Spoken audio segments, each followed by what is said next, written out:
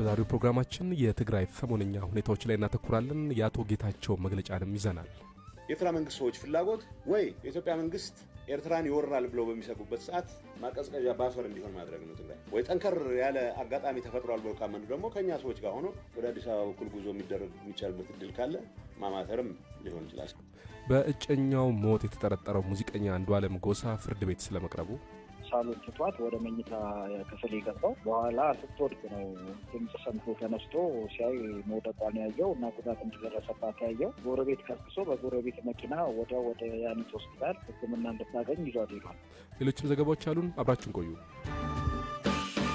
ለዶክተር ደብረጽዮን የህወሓት ክንፍ ታማኝነታቸውን የገለጹ የትግራይ ታጣቂ ኃይሎች በመቀሌ የሚገኘውን ኤፍኤም ጣቢያ ዛሬ መቆጣጠራቸውን የጣቢያው ሰራተኞች ለቢቢሲ ተናገሩ። እነዚህ ኃይሎች መቀለ 104.4 ኤፍኤም ሬዲዮ ጣቢያን የተቆጣጠሩት ዛሬ ከቀጠር በፊት ነው። ታጣቂ ኃይሎቹ ጣቢያውን ከተቆጣጠሩ በኋላ በደብረጽዮን ክንፍ የሚመራው ህወሓት የሾማቸው የቦርድ አባላት ቢሮ እንዲገቡ አድርገዋል። አቶ ዘመንፈስ ፍሳንም በኃላፊነት ሾመዋል።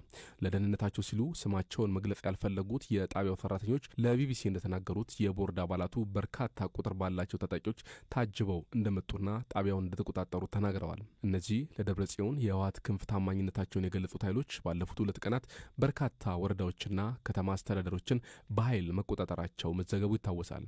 ከተመሰረተ 16 ዓመት የሆነው ይህ ጣቢያ ከዚህ ቀደም በተመሳሳይ በኃይል ለመቆጣጠር የተደረገ ሙከራ መክሸፉን መዘገባችን ይታወሳል።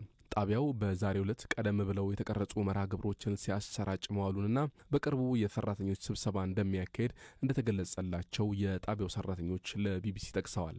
ይህ በእንዲህ እንዳለ በኢትዮጵያ የአሜሪካና የዩኬ ኤምባሲ እንዲሁም የአውሮፓ ህብረት ልዑክን ጨምሮ የ25 ሀገራት ኤምባሲዎች ባወጡት መግለጫ ሁሉም ባለድርሻዎች መካረሮችን እንዲያረግቡና በፍጥነት ወደ ውይይት እንዲገቡ ጠይቀዋል። በዚህ መግለጫ የፕሪቶሪያ ስምምነት እንዲከበር እንጠይቃለን ያሉ ሲሆን መልሶ ወደ ግጭት የሚገባበት ሁኔታ ፈጽሞ ሊኖር አይገባም ሲሉ አጽንኦት ሰጥተዋል። በሌላ ዜና የትግራይ ክልል ጊዜያዊ አስተዳደር አቶ ጌታቸው ረዳ ከአዲስ አበባ መግለጫ ሰጥተዋል። በዚህ መግለጫ ጠቅላይ ሚኒስትር አብይ ማህተም ከነጠቀ አካል ጋር እንዳይደራደሩ አቶ ጌታቸው ጠይቀዋል። እኔ ጠቅላይ ሚኒስትሩን ለመገሰጽ ልጠቀምበት ፈልጋለሁ። ይሄን አጋጣሚ ሰላም ለመፍጠር ሲባል ከሁሉም ጋር መደራደር እንዳለባቸው ይገባኛል። ጊዜያዊ አስተዳደሩን በአደባባይ አላውቅም ብሎ በስርዓት የተሾመን ፕሬዚደንት የቀድሞ ፕሬዚደንት እያለ ከተማ ውስጥ የመንግስትን በጀት የተጠቀመ የሚያምስን ኃይል በምን አይነት መልኩ ነው እንደ ተደራዳሪ የተቀበለ ልታየው የምትችለው? ሀፍረት የሚባል ነገር የማይታወቅበት ሁኔታ ላይ ደርሰናል። እኔ አሁን ለራሱ የግል ጥቅም ለራሱ የቡድን ጥቅም ሲባል የህዝብን ሰላም፣ የፕሪቶሪያን ስምምነት፣ የሀገሪቱን መረጋጋት እንደ መያዣ እንደ ሆስቴጅ ይዞ ክራባት አስሮ እንደገና ለመደራደር ይመጣል አሉ። እዚህ ግርግር ውስጥ ከፍተኛ ተሳትፎ ያደርጉ ሰዎች ምናልባት እንዳትገረሙ ዛሬ ከሰዓት በኋላ መጥተው ያውና ማህተም ስለነጠቅን መንግስት እንድንሆን ፍቀድልን እንደሚሉ ፍጹም እንዳጠራጠሩ። እንደዚህ አይነቱን ነውራም ተግባር አለማስተናገድ መጀመርም የፌዴራል ጣልቃ ገብነት አንዱ መገለጫ ይሆናል የሚል እምነት አለ። አቶ ጌታቸው ረዳ የፌዴራል መንግስቱ በትግራይ ያለው ሁኔታ ላይ ዝምታን መምረጡ ተገቢ አይደለም ሲሉም ተናግረዋል። እኔ የውጭ ሰዎችንም ሰማን የፌዴራል መንግስቱ ለምንድን ነው ዝም ያለው ይሉኝ አላቅም። ይዋጣላቸው ብሎ ሊሆን ይችላል አሉ። ማለት የፌዴራል መንግስቱ ዝም ብሎ ያየው ቦታ ላይ ሁሉ እየገባ ጦርነት መክፈት አባዜ ሊኖረው አይችልም። አሁን ቻይና ሚሊተሪ ስትራቴጂስት ጥሩ ድል የሚሆነው ሳትዋጋ የምታደርገው ድል ነው። ስለዚህ እንደዛም ብሎ ይሆን ይችላል እላቸዋለሁ። ግን ቢያንስ አሁን ጠቅላይ ሚኒስትሩም ጋር ሌሎች የስራ ኃላፊዎችም ጋር ስነጋገር ነው ልምድ ያለው ድርጅት ነው፣ ልምድ ያላችሁ ሰዎች ናቸው፣ ተመልሶ ወደ ጦርነት ገባላችሁ የሚል ነገር የለንም። ስለዚህ በውስጣችሁ ትፈቱ፣ ትግራይ ላይ አነሳሰሪ ጣልቃ ገብነት ማድረግ ስለማንፈልግ ነው ይሉናል። እሱንም እቀበላለሁ። ግን ዝም ማለት የለበትም የፌዴራል መንግስት። እኔ 6 እዝ ያዝመት ምናምን ያልኩ አይደለም። አያስፈልገውም። ስርዓት ያለው ኃላፊነቱን መወጣት መቻል ትግራይ ውስጥ ራሱ ፌዴራል መንግስቱ ተቋማት አሉት እንዲሰሩ ማድረግ መቻል አለበት። የትግራይን ድንበር መጠበቅ መቻል አለበት። ትግራይን ድንበር የሚያስጠብቅ አቅም ምንድነው የሚባለው አውትሶርስ ሲደረግ ከተባለ ቆርጣችንን አውቀን እናርገው። እንደዚህ አይነት ነገሮች መሰለኝ። አሁን በተፈጠረው ክራይሲስ ግን ዝም ማለት ትክክል የሚል እምነት አለኝ። አቶ ጌታቸው ረዳ ይህንን ቢሉም የትግራይ ሰላምና ጸጥታ ቢሮ ዛሬ ቀትር ላይ ባወጣው መግለጫ በእኛ አቅም ሊፈታ የሚችል የውስጥ ችግር ሌላ የውጭ ኃይል እንዲፈታ መጋበዝ ትክክል አይደለም ሲል ነቅፏል። መግለጫው ጨምሮ በዚህ ረገድ የሌላ ኃይል መግባት ችግሩን ሌላ አቅጣጫ ሊያስይዘውና ሊያወሳስበው እንደሚችል አሳስበዋል። አቶ ጌታቸው በሸራተን አዲስ ሆቴል በሰጡት ጋዜጣዊ መግለጫ በትግራይ ያለውን ሁኔታ የኤርትራ መንግስት ሊጠቀምበት እንደሚችል ገልጸዋል። ትግራይ ውስጥ የሚፈጠር ትርምስ እናተርፋለን የሚሉ ብዙ ወገኖች አሉ። የኤርትራ መንግስት አንዱ እንደሆነ አውቃለሁ። ማለት የኤርትራ መንግስት ከፌዴራል መንግስት ጋር የመጀመሪያ ግጭት የገባው ፕሪቶሪያ ከተስማማን በኋላ ነው። ፕሪቶሪያ ከተስማማን ለምንድን ነው ግጭት የሚገባው? ቢኮዝ ትግራይን ኮምፕሊትሊ ከካርታ ለማውጣት የነበረን እንቅስቃሴ ያስቆመ ስምምነት ስለሆነ ነው። የኤርትራ መንግስት ጋር ሰላም መፍጠር አለብን የሚል እምነት ነበረኝ። የተወሰነ እንቅስቃሴ ማድረግ ነበር። የኤርትራ መንግስት ሰዎች ፍላጎት ወይ የኢትዮጵያ መንግስት ኤርትራን ይወራል ብለው በሚሰጉበት ሰዓት ማቀዝቀዣ ባፈር እንዲሆን ማድረግ ነው ትግራይ። ወይ ጠንከር ያለ አጋጣሚ ተፈጥሯል ብለው ካመኑ ደግሞ ከኛ ሰዎች ጋር ሆኖ እንደገና ደግሞ ምናልባት ወደ አዲስ አበባ በኩል ጉዞ የሚቻልበት እድል ካለ ማማተርም ሊሆን ይችላል። ስለዚህ ሁሉንም እድሎችን ክፍት አድርገው የማድረግ እንቅስቃሴ አለ። በዚህ ጉዳይ ውስጥ የሆነ ጤነኛ አእምሮ ያለው የትግራይ ፖለቲካ ኃይል ወይም ጸጥታ ኃላፊ፣ ምክንያቱም ለትግራይ ደማቸውን ያፈሰሱ ጀነራሎች ከነ ብዙ የፖለቲካ ችግሩ የትግራይን ሁሉ አረጋግጣለሁ ብሎ የቆመ የፖለቲካ አመራር በዚህ ሰዓት ምንም የተለወጠ ነገር ሳይኖር ከነዚህ ሰዎች ጋር ሆኜ የሆነ ነገር አረጋለሁ ብሎ ይሄንን ኢንተርቴን ሲያደርግ መስማት በጣም አስደንጋጭ ነው። ይሄ ችግር የሁሉም ሰው ደግሞ ችግር አይደለም።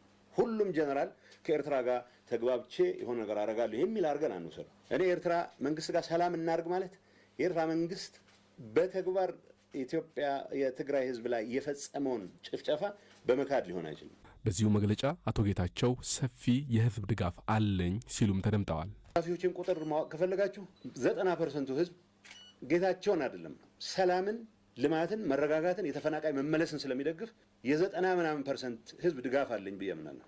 ይሄ ዝም ብሎ የፈጠርኩት ተረት አይደለም፣ ኤቭሪዌር ያለው እውነት ስለሆነ ነው። 70% ወጣት ነው ስል ሽማግሌ ይቃወመኛል ማለት አይደለም።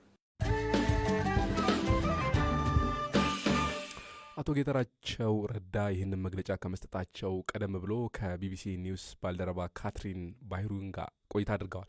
በቃለ ምልልሱ ከትግራይ ሸሽተዋል ተብሎ እየተወራ ነው ስትል ጥያቄ አቅርባላቸዋለች። አሁን ትግራይ ነው ያሉት? አይደለሁም፣ አዲስ አበባ ነኝ። ለምን ከትግራይ ወጡ? ጠቅላይ ሚኒስትሩ ደወሉልኝ። ያለውን ሁኔታ መረዳት ይፈልጋሉ። እናም ጉዳዩን ለመወያየት መጣው። ከእርሳቸው ጋር ብቻ ሳይሆን ከምዕራባውያን ዲፕሎማቶች ጋርም ለመወያየት ነው አመጣጤ። ምዕራባውያን አምባሳደሮች ጋር ተወያይቻለሁ። ወደ መቀለ በቅርቡ ይመለሳሉ? አዎ እመለሳለሁ። መቼ? ከጠቅላይ ሚኒስትሩ ጋር ያለኝን ውይይት መጨረስ አለብኝ፣ ሌሎች ውይይቶችንም እንዲሁ። ስለዚህ በሚቀጥለው ሳምንት መጀመሪያ አካባቢ እመለሳለሁ። እቅዳችን እንደዚያ ነው። የሚወራው ግን ከትግራይ እንደሸሹ ነው። ለምን ከትግራይ ሸሻለሁ? ባለው የጸጥታ ሁኔታ ምክንያትና ነገሮች ከቁጥጥር ውጭ በመሆናቸው። ይህንን ልንገርሽ፣ ከህዝብ ጋር ውይይት እያደረግኩ ነበር። ያኔ ጊዜያዊ አስተዳደሩን በማዋቀር አጋር ከሆነው ከፌዴራል መንግስት ተደወለልኝ። ምክንያቱም ያለው ሁኔታ አስጊ ስለሆነ ትግራይ ላይ ኃላፊነት ያላቸውን ሰዎች ወደ መዲናዋ የመጥራትና ነገሮችን የመረዳት ምክንያት አላቸው። በዚህ ምክንያት መሄዴ አግባብነት አለው። አስተዳደሩ ምን ያህል ደህንነቱ የተጠበቀ ነው? ትግራይን የመቆጣጠር አቅምስ አለው? በዚህ የህወሓት አንጃ ሁኔታ ምክንያት ሰሜን ምዕራብና ማዕከላዊ ትግራይ ከቁጥጥር ውጭ ሆኗል። አሁንም ግን እነዚህን አካባቢዎች መልሰን መቆጣጠር አለብን እያለ ነው። ምክንያቱም ነዋሪዎች ሁሉንም የመንግስት አገልግሎቶች ማግኘት አለባቸው።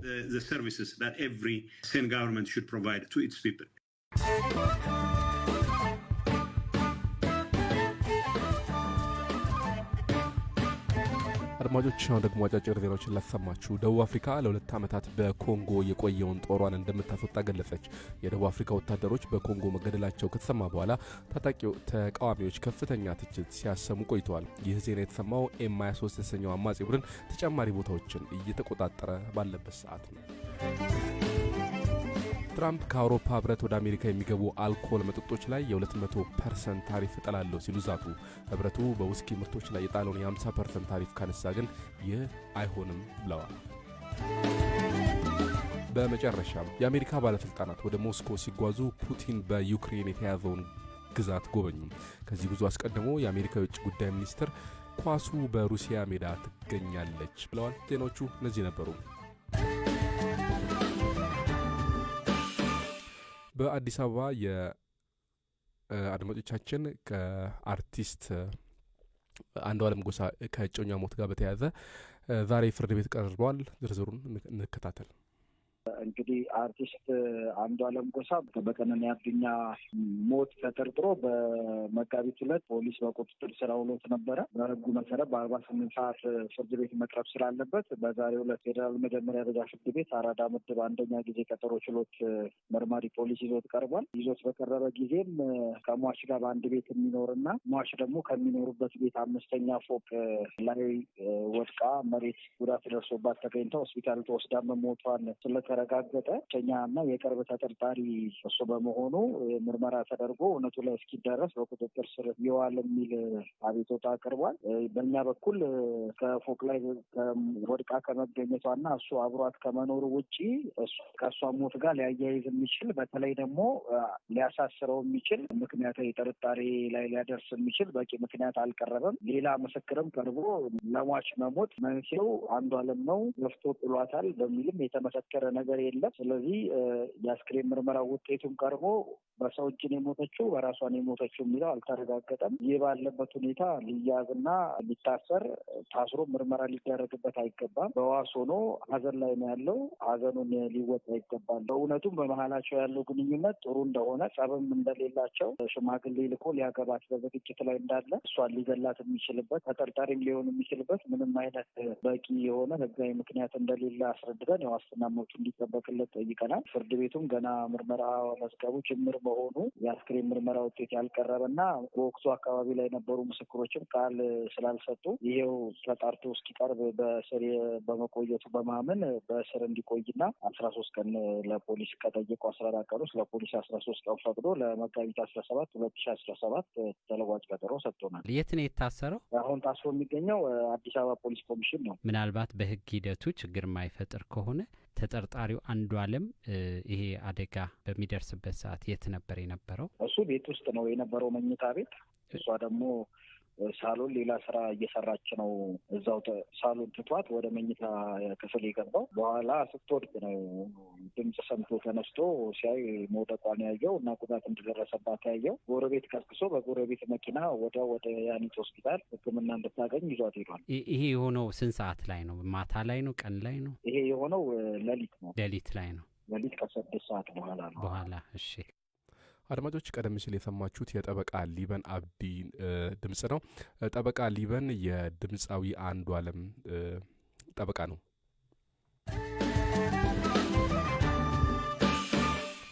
ሰሞኑን በማህበራዊ ሚዲያ ግለሰቦች ሃይማኖቶች ላይ አድርሰውታል የተባለው ዘለፋ መነጋገሪያ ሆኗል። የኢትዮጵያ እስልምና ጉዳዮች ምክር ቤት እንዲሁም የሃይማኖት ተቋማት ጉባኤ በዚህ አይነት ድርጊት የሚሳተፉ ሰዎች ሊጠየቁ ይገባል ሲሉም ገልጸዋል። ለመሆኑ ህጉ ምን ይላል? የህግ ባለሙያውን ገመቺስ መኮንንን አነጋግረናል። ህገ መንግስቱ በመሰረታዊነት ሰዎች የሚያምኑበትን ሃይማኖት የመከተል ነጻነት ይሰጣቸዋል ማለት ነው በዋናነት እና ግን ከዚህ ውጪ መንግስት በተለያየ ጊዜያዎች ያወጣቸው የህግ ማዕቀቦች አሉ። ለምሳሌ የወንጀል ህጋችን ከዚህ አንጻር በጥንቃቄ ያስቀመጣቸው ነገሮች አለ።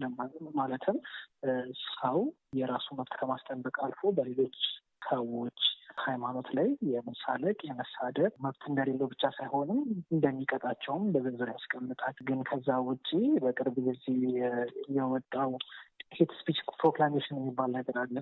1185 አዋጅ ላይ በዝርዝር የተገለጹ ነገሮች አሉ እና ሐሰተኛ መረጃን፣ የጥላቻ ንግግሮችን በማስመልከት ከወንጀል ህጉ ውጪ በዝርዝር ያስቀመጣቸው ነገር አለና ይሄኛው አዋጅ በዋናነት ማለትም የጥላቻ ንግግርና የሐሰተኛ መረጃዎች ስርጭት ተብሎ የወጣው አዋጅ በዋናነት እንደዚህ አይነት አክቶችን ፐኒሸብል የሚያደርጋቸው ናቸው። ምክንያቱም የማህበራዊ ስምምነቶችን፣ ፖለቲካዊ መረጋጋትና ሀገራዊ አንድነትን የሚጥሱ ናቸው ነው የሚላቸው ቤዚካሊ እና እነዚህን ጉዳዮች በማስመልከት ደግሞ የጥላቻ ንግግር ምንድን ነው የሚለውን ነገር ደግሞ በዚሁ አዋጅ ላይ ትርጉም ይሰጠዋል።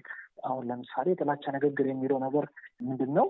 በቡድን በማንነት ወይ በሃይማኖት ብሔር መሰረት ያደረገ ጉዳት እንዲያደርስ ሆን ብሎ የጥላቻን መድሎችን የሚያበረታታ የሚያነሳሳ ንግግር የሚያደርግ ሰው እንግዲህ የጥላቻ ንግግር አድርጓል ተብሎ ነው የሚታሰቡና በዚህ ኮንቴክስት ደግሞ የሚወድቅ ደግሞ ንግግር ደግሞ የወንጀል ተጠያቂነት እንደሚያመጣ በዝርዝር ይገልጻል። ለምሳሌ ጥፋትን በተመለከተ ከ1 ዓመት ጀምሮ እንዲሁም ደግሞ የገንዘብ መቀጮ ብሎ ደግሞ ያስቀመጠባቸው በዝርዝር ያስቀመጣቸው ነገሮች አሉ። ህገ መንግስቱ ላይም አለ፣ ሌሎች ህጎችም ላይ ይኖራል። ሰዎች ደግሞ የመናገር የመጻፍ ሀሳባቸውን የመግለጽ ነጻነት አላቸው ይላል። ይሄ ማለት አሁን ካነሳ ነው ሀሳብ ጋርስ አይጋጭም? ምን ማለት ነው?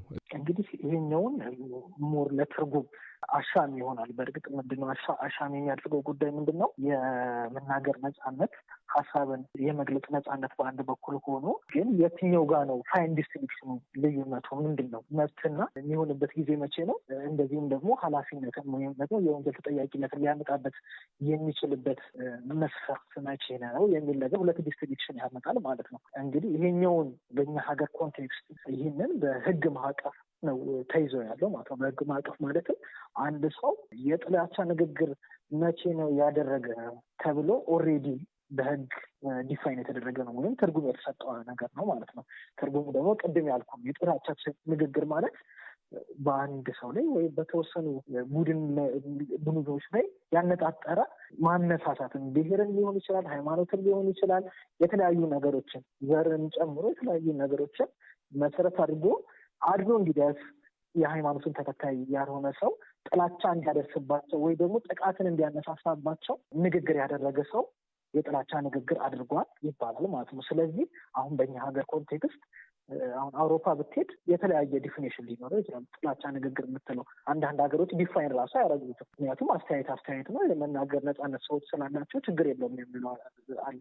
ግን በእኛ ሀገር ኮንቴክስት ግን ቅድም የጠቀስኩልህን አዋጅ የጥላቻ ንግግር አዋጅ የምንለው ነው 1185/2012 ላይ የወጣ አዋጅ ነው። ይሄንን መሰረት አድርጎ ነው አንድ ሰው ከመናገር ነጻነት በላይ የጥላቻ ንግግር አድርጓል ተብሎ የሚታየው ማለት ነው። እና ዴፊኒሽኑ ደግሞ ግልጽ ነው ስል እንግዲህ ግለሰብን ሊሆን ይችላል፣ ቡድንን ሊሆን ይችላል፣ ጥላቻ እንዲደርስበት፣ መድሎ እንዲደርስበት ወይም ደግሞ ጥቃት እንዲደርስበት ንግግር ያደረገ ሰው ጥላቻ ንግግር ፈጽሟል እና እዚህ ጋር የመናገር ነጻነቱ የተገደበ ያደርገዋል ማለት ነው። ሰሞኑን አንድ ግለሰብ የሌሎችን ሃይማኖት ተናግረዋል በሚል በርካታ አስተያየቶች፣ ውዝግቦች ማህበራዊ ሚዲያ ላይ ሲሰሙ ነበር። ለምሳሌ አንድ እምነት አማኝ የኔ እምነት ተነክቷል፣ ተዘልፏል ወይም ደግሞ ሰዎች ተሳልቀውበታል ብሎ ሲያስብ ብቻውን ሄዶ ፍርድ ቤት መክሰስ ይችላል? እንግዲህ ኖርማሊ አሁን የወንጀል ጉዳይ መሰረት ያደረገ ተጠያቂነት የሚመነጨው በሌላም ጉዳዮች ላይ ይህንን ያዩ ሰዎች ወይ ደግሞ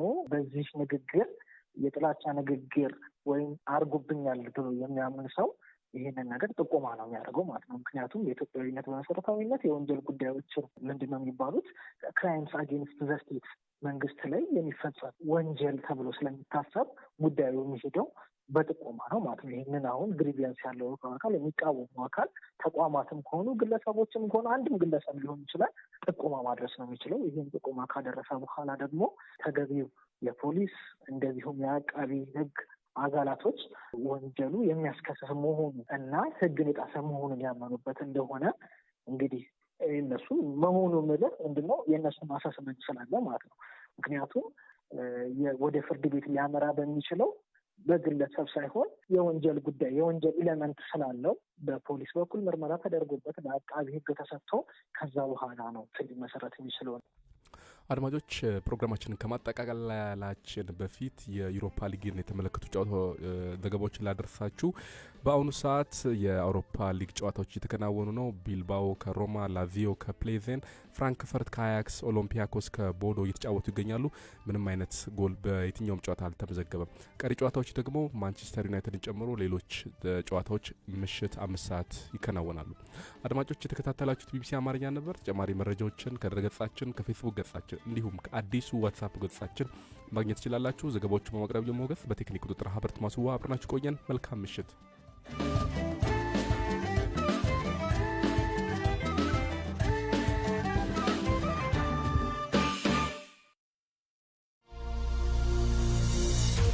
ቢቢሲ ትግርኛ ድሕሪ 20 ደቂቃ ክጅምር እዩ ንክትከታተሉና ንዕድም